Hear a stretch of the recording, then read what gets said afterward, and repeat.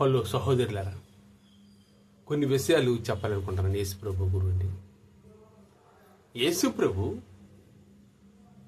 ఎక్కడైనా మనకి కూర్చొని తిండి కకృతి బుద్ధి కానీ తినడానికి కూర్చోవడం కానీ ఎన్ని అద్భుతాలు చేసి ఒక చేప 2 చేయగలరు, 2 4 చేయగలరు, ఎన్నైనా చేయగలరు ప్రభు. కానీ ఎక్కడైనా ఆయన గురించి ఆయనే చేపలు పట్టుకొని తినడం కానీ, ఆయనే తెచ్చుకొని తినడం కానీ, ఈ తిండి బుద్ధులు కానీ ఇలాంటివి ఏమైనా ఎక్కడైనా మీరు చూసారా? మొత్త సువార్త, లోక సువార్త, అది మార్కు సువార్త, యోహాను సువార్త, ఎక్కడైనా సరే ఇక్కడ ఒక కొండ మీద ప్రసంగం చేస్తున్నప్పుడు ఏ టైం పెడితే ఆ టైం వరకు చేసేవారు ప్రభు. తిండి ఆకలి దప్పికనేవారు కాదు. అక్కడ కొన్ని వేల మంది వచ్చేసారు ఆయన ప్రసంగానికి. వచ్చేటప్పుడు వీళ్ళు అందరూ మాకు ఆకలిగా ఉంది, మాకు ఏదైనా పెట్టడానికి ఏమైనా ఉందా, పెట్టొచ్చు కదా ఇవన్నీ అనేవాళ్ళు.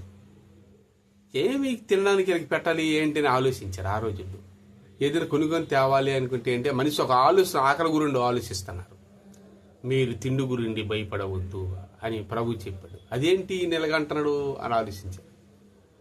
అంటే ప్రభువు ఎందుకు మాట్లాడాడంటే ఆత్మీయ జీవ ఆహారం నేనే అన్నాడు. ఎక్కువగా ఆత్మీయ ఆహారం గురిండే చెప్పాడు, కానీ శరీర ఆహారం గురించి మాత్రం ఎక్కడ చెప్పినట్లుంది? అప్పుడు ఎక్కడా లేదు. అయితే సరే, ఆకలితో అలమటించిపోతున్నప్పుడు మీ దగ్గర తినడానికి ఏమైనా ఉందా అని అడిగారు. ఇక్కడ ఎక్కడ షాపుల దగ్గర లేవే, ఎక్కడ ఊళ్ళు చాలా దూరంలో ఉన్నాయే అని అన్నారు. అలా కాదు, మీ దగ్గర ఏమున్నది అని అడిగారు ప్రభు. నా దగ్గర 2 చేపలను 5 రొట్టెలు ఉన్నాయి అని ఒకటి చెప్పాడు. అవి ఏం జరిపోతాయరా, మనందరికి ఉన్నవి ఏం మాట్రా, 5,000 జనాలు అన్నాడు ఒకడు. అలా కాదు భయ్యా, ఆయన దేవుడు మనలా కాదు కదా. ఆయన అడిగారు, మనం చెప్పాము 2 చేపలు 5 రొట్టెలు అని అన్నాడు. సరే ఇద్దామా అని అన్నారు. ప్రభు అన్నాడు, నా చేతికి ఇమ్మన్నది. అది నా చేతికి ఇస్తే నేను దాన్ని ప్రార్థన చేస్తాను, తండ్రి కృతజ్ఞత స్తుతులు అని అన్నాడు. ఇదేంటి, ఎప్పుడు దేవుడి గురిండే చెప్తారు తప్ప తిండి గురించి చెప్పడేటి అనుకుంటాను వీళ్ళు. కానీ అక్కడ విషయం ఏంటంటే వెంటనే అవి తీసుకొని ఆకాశం వైపు చూశాడు. ఇదే దేవునికి ఇచ్చేస్తాడా అనుకుంటారు వీళ్ళు. ఇలా ఆకాశం వైపు చేతులు ఎత్తి 2 చేపలను 5 రొట్టెలను ప్రార్థన చేయగా అవి 12 గంపల కన్నా, అది ఎంతోమంది తినిగా 5,000 జనాలు తెరవగా తినేసిన తర్వాత 12 గంపలకి మిగిలాయి అంట. లెక్క ఎలాగది అసలు అర్థం కాని అద్భుతం ఇది. ఈ అద్భుతం సామాన్యం కాదు. మరి ఆ రోజుల్లో యేసుప్రభు అలా చేశారు, ఈ రోజుల్లోనూ మరి అలా చేస్తాను రా అని డౌట్ పడిన వాళ్ళు ఉన్నారు చాలామంది. అప్పుడు దేవుడు ఉన్నాడు, ఇప్పుడు మరి లేడా అనొచ్చు మనం కూడా. ఎప్పుడు ఉన్నవాడు దేవుడు అంటే అసలుకి మోసేకి అక్కడ వాళ్ళ మామగారి దగ్గరికి మేకల మంద, అది గొర్రెల కాపరికి వెళ్ళేటప్పుడు పొదల్లో నుంచి అగ్ని వచ్చింది కదా. దేవుడు ఏం చెప్పాడు, నా పేరు ఉన్నవాడు అనువాడు అన్నాడు. అంటే దేవుడు పేరు ఉన్నవాడు అనువాడు అని పేరు చెప్పాడు. వీళ్ళు ఇశ్రాయేలు జనాలకు ఊర్లోకి తెచ్చిన తర్వాత యెహోవా అని పేర్లు మారిసి దూడబొమ్మలు పెట్టి విగ్రహాన్ని చేసి పేర్లే మారిస్తారు దేవుడికి. ఉన్నవాడు అనువాడు, ఇది రూపం ఉండదు. దేవుడికి మనం పేరు పెట్టలేము, దేవుడు మనకి పెట్టాలి. ఎగ్జాంపుల్గా మన తండ్రి ఉన్నాడు అనుకోండి, తండ్రి మనకి పేరు పెడతారు. పుడితే తండ్రికి మనం పేరు పెట్టకూడదు. ఎందుకంటే దేవుడు ఉన్నవాడు, ఎప్పుడు ఉన్నవాడు కాబట్టి.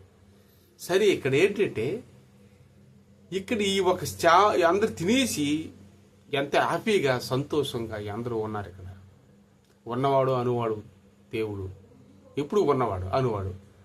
దేవుడు చెప్పిన మాటలు గొప్ప మాటలు అవి వడ్డించాడు. అంతమందికి మిగిలిపోయి ఆ ఆశీర్వాదం పొందారు. ఈ రోజుల్లో అది జరుగుతుందా లేదనేది చాలా మందికి డౌట్. అలాగే అంత అభివృద్ధిగా మిగులుతుంది. ఇప్పుడు ఫంక్షన్లు అయినప్పుడు ఎప్పుడైనా మీ మనస్ఫూర్తిగా ప్రార్థన చెయ్యండి, అది జనాలకి సరిపడగా ఇంకా మిగులుతుంది. పెళ్లి భోజనాలకి నేతని సరే, అది దేవుని ఒక ఆశీర్వాదం. ఇప్పుడు కూడా ఎందుకంటే దేవుడిని నమ్మిన తర్వాత నీ రూపాయి పట్టుకోకుండా ఓన్లీ సువార్తకే వెళ్ళాను, చేతిలో లేకుండా కూడా. దేవుడు ఆ టైంకి ఎక్కడ ఆహారం ఇవ్వాలి, ఎక్కడ నాకు భోజనం తరగదు, ఎక్కడ నా పని దొరుకుతుంది, ఏంటి తరగలని దేవుడు ఏర్పాటే. సంతోషంగా అసలు దేవుడి గురించి ఆలోచిస్తాను నేను, నా గురించి నేను ఆలోచించను. ఉదయం లేచి ఒక 5 నిమిషాలు ఆలోచిస్తాను ఏ పనికైనా ఎక్కడికి వెళ్ళాలని. అలాగే దేవుడు ఎప్పుడు కూడా తన కోసం తినడానికి కోసం ఎక్కడ ఆలోచించాడు అనే విషయాన్ని నేను చెప్తాను. ప్రజల కోసమే పెట్టాడు. సరే, ఇంతమంది 5,000 మంది జనాలకి పెట్టగా మిగిలే కదా, ప్రభు తిన్నట్టు ఎక్కడైనా మీరు ఆమె చూశారని కామెంట్ పెట్టండి. తెచ్చుంటే ఎక్కడ తిన్నాడు ప్రభు అంటే నాకు కూడా తెలియాలి. అలాగే పస్కా పండుగ రోజు జెరూసలేం వెళ్ళారు తల్లిదండ్రులు. ఇప్పుడు చిన్న కుర్రోడే, ఇప్పుడు చిన్న పస్కా పండుగ అప్పుడు వెళ్ళేటప్పుడు చిన్న కుర్రోడు అయినప్పుడు అక్కడెక్కడైనా ఏదైనా రోడ్డు మీదకి ఏదైనా పిల్లలు కొనమంటారు. మన జనరల్గా అయితే ప్రభు వాళ్ళని కొనమన్నాడా? ఎక్కడైనా రాయిస్తుంది బైబుల్లోనే ఏది తిన్నట్టు? కానీ పస్కా పండుగ చేశారు ఇశ్రాయేలు దేశంలో. 2 సంవత్సరాల పిల్లలు చనిపోతే పస్కా పండుగ చేసి ఆ రక్తాన్ని గుమ్మలకు రాస్తారు సావకుండా ఉండడానికి కోసం. సరే, అది పక్కన అదే పండుగని ఆచరించారు. పస్కా పండుగ ఇది ఇశ్రాయేలీయులు. సరే, అదే పండుగ జెరూసలేంలో జరుగుతుంది పస్కా పండుగ. అక్కడికి వెళ్ళారు ప్రభువు. వీళ్ళందరూ ఎక్కడికైనా యాత్రలకు వెళ్ళేసరికి మనం ఏం చేస్తామంటే, ఎక్కడ అవి బోర్లు చూస్తారు, చిన్నపిల్లలు తినాలని చూస్తారు, అవి చేయను. ఈయన దైవ కుమారుడు, అవన్నీ ఆయన చూడలేదు. ఆయన ఒకటే నిదానంగా చూశాడు. ఆయన ఎక్కడ సువార్త కొదువుగా ఉంది, ఆయన పని ఏంటి? తండ్రి చిత్తం నెరవేర్చడానికి, సువార్త చేయడానికి. ఎందుకంటే పరలోకం మనిషి రావాలంటే పరలోకం నుంచి దిగి వచ్చిన దేవుడు సువార్త చెప్పాలి. అందుకు ఆయన చూస్తాండి, ఎక్కడికి వెళ్ళి ఏం తినాలి ఏం తాగాలని ఆయన చూడలేదు. ఈ పండగకి నేను వచ్చాను, ఎక్కడ నేను ఏదైనా సువార్త చెయ్యాలి అనుకుంటే ఒక పెద్ద ఐడియా తీసుకుని ఆయన ఒక దేవాలయంలోకి వెళ్ళిపోయాడు. అలాగే అడిగాడు, యేసుక్రీస్తు పుడతాడనే సంగతి మీకు తెలుసా అని అన్నాడు. మాకు తెలియదు అన్నాడు. ఎస్ఐ ప్రవచించి ఎప్పుడో చూడండి ఇది గ్రంథాన్ని తిరగేయండి అన్నాడు. అలా ఆశ్చర్యపోయారు, ఈ చిన్న కుర్రోడు ఇంత ఇది నీకు చెప్పాడు ఏంటని. చాలామంది గడ్డాలు పెరుగుతున్నాయి, ఈ వయసు ఎదుగుతుంది, కానీ జ్ఞానం అసలు దైవ జ్ఞానం అనేది లేదు. అదే ఆయన తెలియపరిచాడు.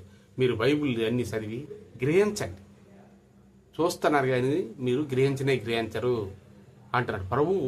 ఇవన్నీ నెరవేరండి. ఎక్కడెక్కడ బైబిల్లో ఇవన్నీ రాశారు, అని నిజంగా జరగవలసినవే. ప్రభు ఎప్పుడు కూడా ఏం తిందమో ఏం తాగుదామని ఎక్కడ చూడలేదు. జనాలు కూడా ఏం తిందమో ఏం తాగుదామని మీరు ఆలోచించద్దనిసాడు. ఆకాశ పక్షులు చూడండి, అవి పంట కోయవు, పంట ఎత్తవు, విత్తనాలు కూడా వేయవు, అవి హ్యాపీగా ఉన్నాయిగా. మనం పంటలు పండేస్తున్నాం, మామిడి పళ్ళు పండేస్తున్నాం, ఉరిసేలు అన్ని పండేస్తున్నాం. మనం అనమాట కంగారు పడిపోతాం. తిండి దొరుకుతుందో లేదని తిరిగి ఎట్లా అన్నీ ఉండి కూడా నోరు లేని జీవాలు హ్యాపీగా బతుకుతున్నాయి మనశ్శాంతిగా. అందుకని అలాంటి ఆశ వద్దు. దేవుని మీద మీరు ఉండండి. Thank you.